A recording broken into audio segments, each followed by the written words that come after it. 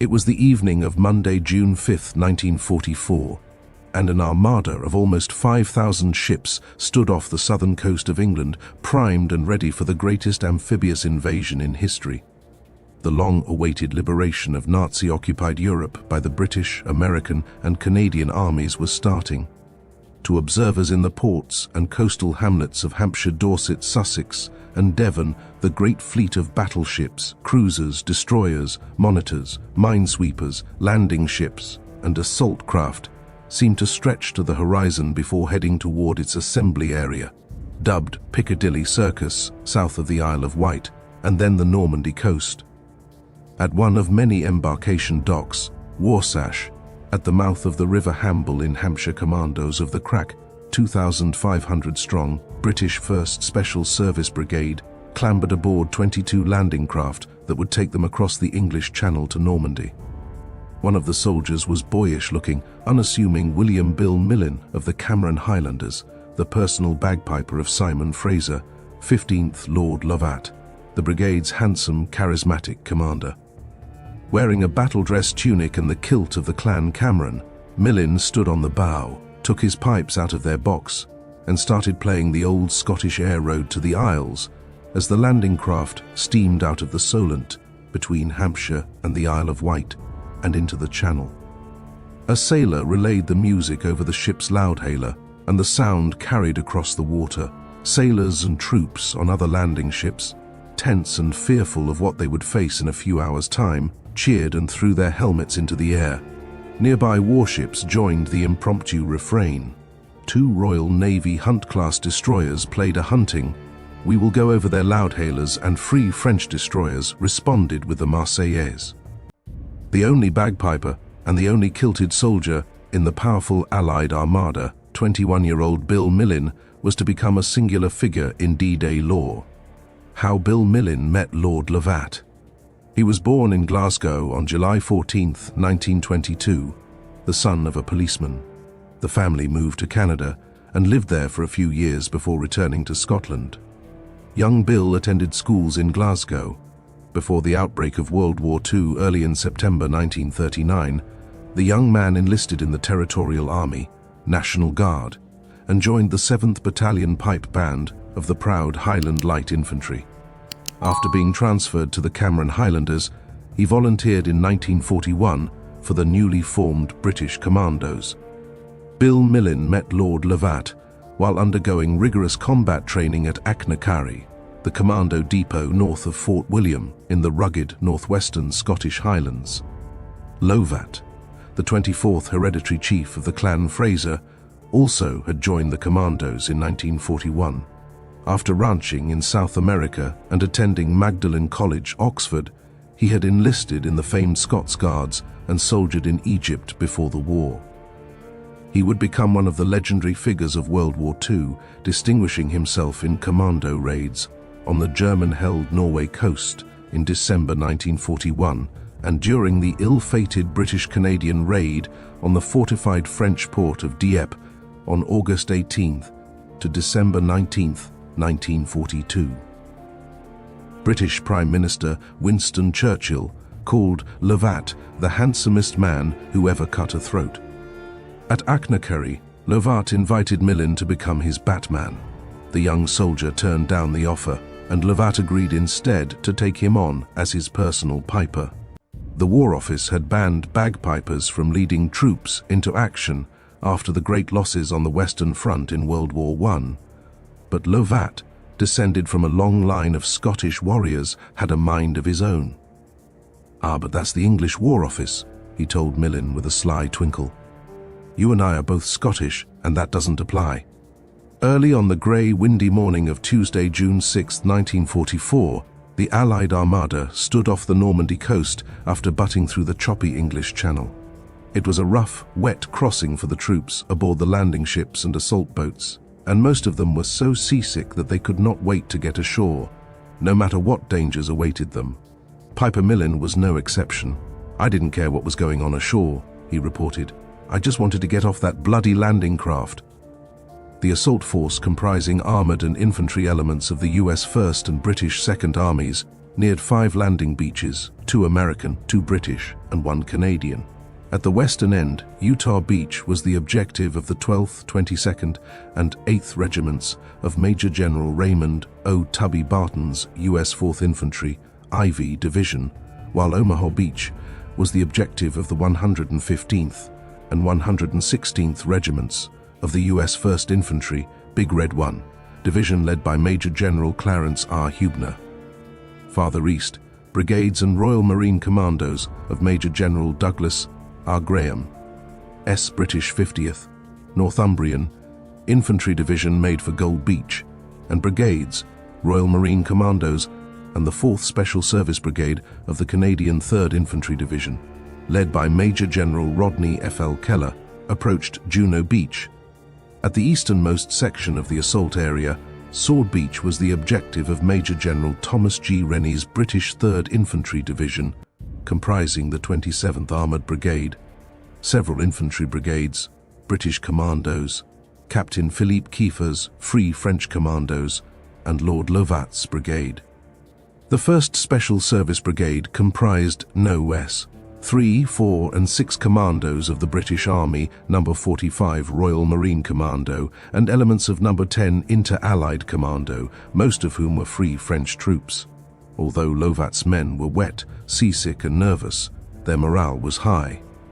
As their landing craft drew abreast of the cruiser HMS Scylla, the flagship of Rear Admiral Philip Vian, commander of the Eastern Task Force, the commandos gave thumbs-up salutes. Looking down on them, 18-year-old able seaman Ronald Northwood pronounced them the finest set of chaps I ever came across. Covering almost 20 miles along Sword, Juno, and Gold beaches, from Ouistreham near the mouth of the River Orne to the village of La Hamel on the west, the British and Canadian infantry swarmed ashore starting at 6 a.m. that Tuesday. The beaches were choked with landing craft disgorging troops, negotiating underwater obstacles, and braving German machine gun and mortar fire. Bucking in heavy seas, the landing craft carrying the assault troops of the British 3rd Infantry Division moved into the 3-mile-long Sword Beach shortly after 7 a.m. The division's main objective was to link up with the men of Major General Richard Windy Gale's British 6th Airborne Red Devils Division, who had dropped just after midnight to secure 2 strategic bridges at Benouville, 6 miles inland. The bridges were codenamed Pegasus over the Caen Canal and Horsa on the River Orne. The red-beretted paratroopers, the first Allied troops in action on D-Day, were holding the spans against German counterattacks. The task of reaching the bridges, crucial links between the beachhead and the airborne troops, fell to Lord Lovat's brigade. Supported by naval gunfire and duplex-drive amphibious Sherman tanks of the 13th and 18th Hussars, infantrymen of the South Lancashire and 2nd East Yorkshire regiments overwhelmed German shore batteries and machine gun nests and charged across Sword Beach. Flail tanks from the 22nd Dragoon and the Westminster Dragoon regiments cleared paths through minefields, and exits from the beach were opened more quickly than in any other landing sector on that fateful morning. During the day, 28,845 men would cross Sword Beach, with about 630 casualties. Lord Lovat's brigade went ashore under fire near Colleville. His commandos had discarded helmets at the last moment and donned their distinctive green berets, complete with their regimental cap badges.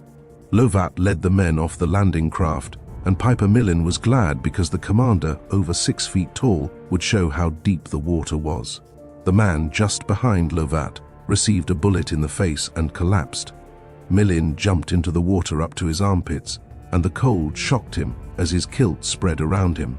The man behind him was hit and sank into the sea. As Millin floundered toward the beach, Lovat shouted, "Give us Highland, Laddie, man." Shivering and waist-deep in the water now, Millin put the mouthpiece to his lips and started playing as he struggled through the surf. The bodies of fallen soldiers drifted in the water. The pipes heartened Lovat, who turned and gave Millin a thumbs-up signal because the tune was a favorite march of his old regiment, the Scots Guards. When he reached the water's edge, Millin could hardly believe his ears when his commander, standing on the sand with the brigade major, asked him if he would mind piping the rest of the commandos ashore with the road to the Isles. That sounded rather ridiculous to me, to play the bagpipes and entertain people just like on Brighton Sands in peacetime, Millin recalled later. Anyway, I started the pipes up and marched up and down. Amid the thump of mortars, shouts, and the whine of machine gun fire, Millin strode coolly back and forth along the beach, skirling while men streamed past him. Most of the astonished soldiers on the beach cheered and waved when they heard the pipes, a time-honored morale booster in British Army annals. "That's the stuff, Jock," yelled one commando. But some soldiers on Sword Beach regarded it as insane behavior. One sergeant shouted, "Get down, you mad bugger! You're attracting attention to us." From then on, Bill Millin was known to many as the Mad Piper. One D-Day veteran, Tom Duncan, recalled, "I shall never forget hearing the skirl of Bill Millin's pipes. It is hard to describe the impact it had. It gave us a great lift and increased our determination. As well as the pride we felt, it reminded us of home and why we were there fighting for our lives and those of our loved ones." On the beach, Lord Lovat handed his short magazine Lee Enfield rifle to a young soldier who had lost his in the surf, and from then onward was armed only with a .45 caliber Colt pistol and a long, notched wading stick. After helping to knock out German machine gun nests and mortar emplacements on fire-swept, smoky Sword Beach, Lovat's commandos wasted no time in making their way inland. Meanwhile, other British units started heading southward toward the first major D-Day objective, the historic city of Caen, an important communications hub and the capital of Normandy. For Lord Lovat and his men, there was no time to be lost. They had been ordered to reach the paratroopers at the bridges without delay, avoiding confrontations with the enemy if possible. The brigade had to cover 6 miles in 3.5 hours. Lovat was determined to get there on time, for he had promised General Gale that he would be at the bridges sharp at noon. Lovat knew that the men holding the 2 vital bridges were hanging on by their fingernails. Major John Howard and the 180 glider-borne men of his D Company, of the 2nd Battalion, Oxfordshire and Buckinghamshire Light Infantry, had been ordered to hold until relieved. But their ammunition soon ran low after repulsing German assaults, and an armoured counterattack was feared at any minute.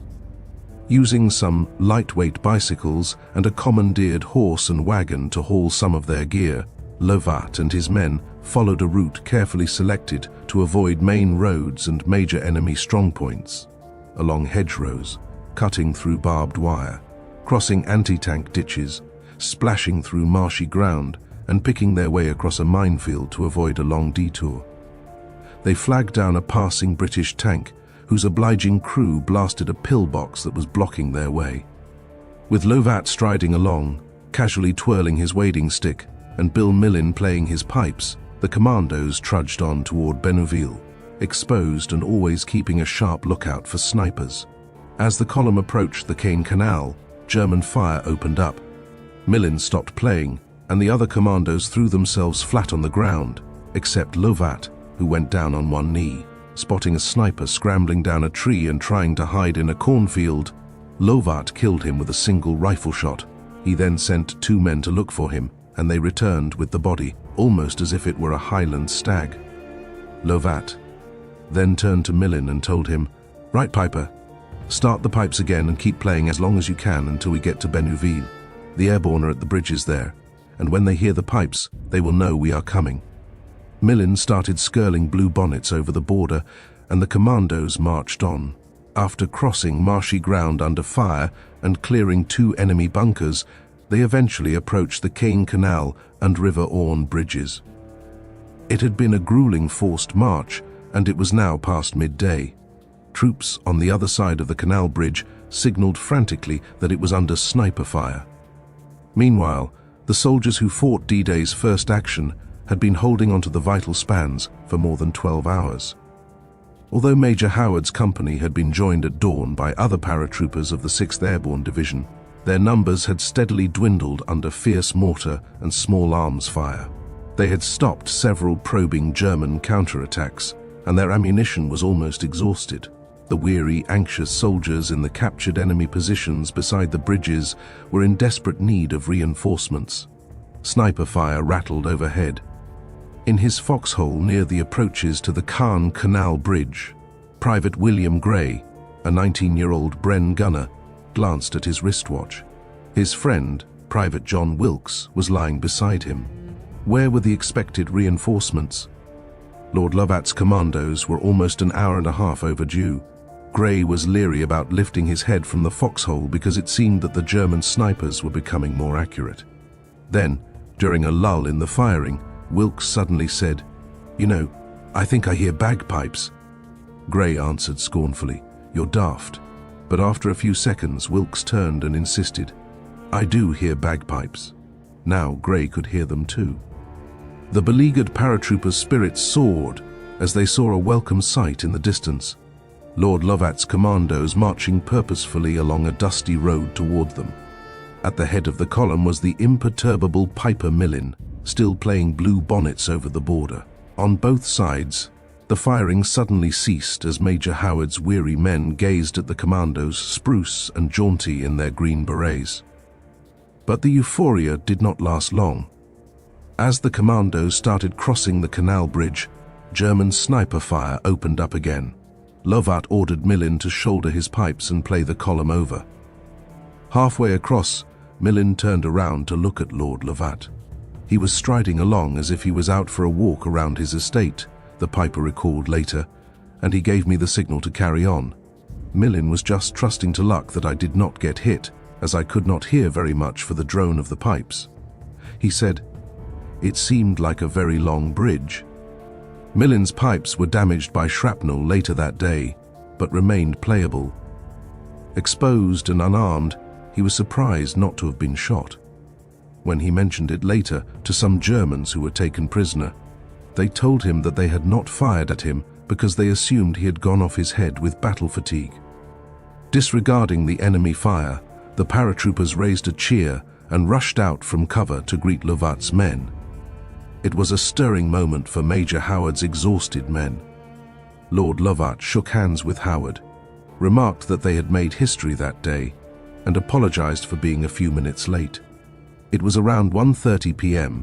as the soldiers in green and red berets mingled and shared what rations and tea they had left. Spirits were lightened. Private Gray felt years younger. The commandos dug in among the crash-landed remains of Major Howard's big Horsa gliders and set up their Bren guns. They kept watch for signs of German counterattacks and waited for the columns of British infantry, Churchill tanks, flail Shermans, and artillery pieces streaming southward. Their objective was Caen, 7 miles inland from Sword Beach, and soon to become the scene of some of the bloodiest fighting in the Normandy campaign. There was little respite for Lovat's men.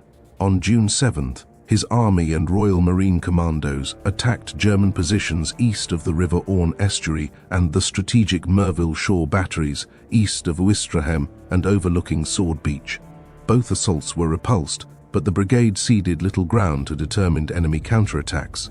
German armor, led by the 21st Panzer Division, made repeated thrusts against the brigade, but some of Lovat's men and a battalion of Gale's paratroopers managed to seize the heavily defended village of Benouville on June 12th, securing the eastern flank of the Allied landing beaches.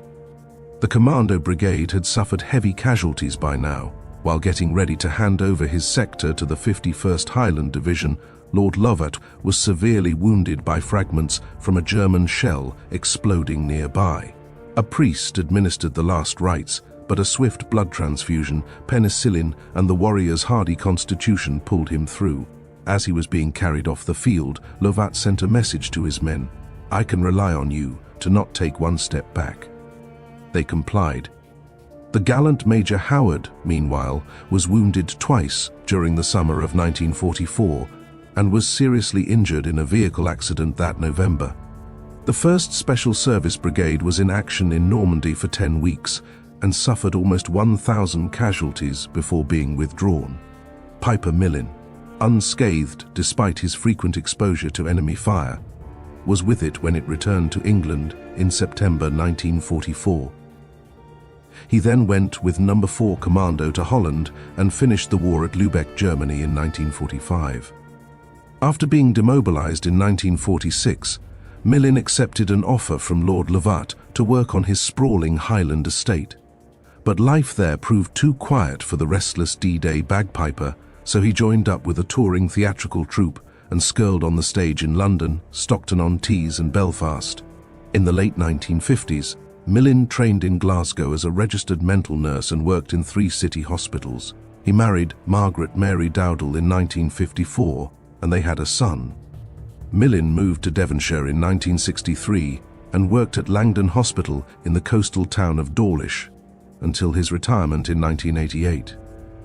He played his pipes during several 10 Tours hikes across Dartmoor, organized by the Army, and also gave some lectures in the United States about his experiences on D-Day. Piper Millin received mention in Cornelius Ryan's best-selling 1959 book, The Longest Day, and his exploits were depicted in Darrell F. Zanuck's epic 1962 film of the same name. Millin was portrayed by Pipe Major Leslie Delaspy, the official piper to the Queen Mother. Major Howard was portrayed by Richard Todd, star of the Dambusters and himself a British airborne D-Day veteran, and Lord Lovat was played by Peter Lawford. The flawed yet definitive film about the Normandy invasion, The Longest Day, was directed by Ken Anakin, Andrew Martin, and Bernhard Wicki, and also starred Henry Fonda, Richard Burton, Robert Mitchum, John Wayne, Kurt Jurgens, Rod Steiger, Robert Ryan, Jeffrey Hunter, and Kenneth Moore. Bill Millin played the lament at Lord Lovat's funeral in 1995 and donated his Cameron kilt and bagpipes to the National War Museum in Edinburgh. Predeceased by his wife, the skirling Scottish hero died at the age of 88 on August 17, 2010. He is survived by his son. Meanwhile, plans were started in 2010 to memorialize Piper Millin in France when the mayor of Colleville-Montgomery, a town on Sword Beach, offered a site for a life-size statue near the spot where he went ashore on June 6, 1944. It stands today as a tribute to Millin. Why German snipers refused to shoot the man in the kilt on D-Day. Bill Millin's bagpipes created a moment so surreal it broke the rules of war. German snipers, faced with a piper in a kilt marching through the bloodshed, saw not a target, but a mystery. His was a courage that confused the enemy and lifted the hearts of every soldier who heard him. Help us keep history's most unbelievable stories alive. Subscribe to World War II Journeys. Like, subscribe, and tell us in the comments, which other mad act of bravery should we cover next? Thank you for watching.